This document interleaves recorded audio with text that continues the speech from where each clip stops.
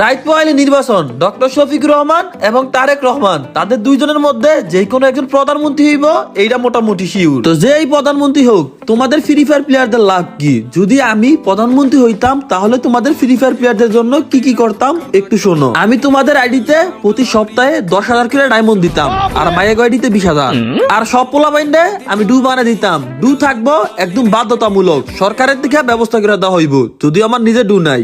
আর বাংলাদেশের সবচেয়ে বড় অপরাধ হইব কিল চুরি। খুনের থেকে বড় অপরাধ কিল চুরি। যদি কেউ কিল চুরি করে তার মৃত্যুদণ্ড ফাঁসি পর্যন্ত হইতে পারে। আর এই নিয়মটা শুধুমাত্র পোলাদের জন্য, কারণ মায়ের এমনি কিল করতে পারে না।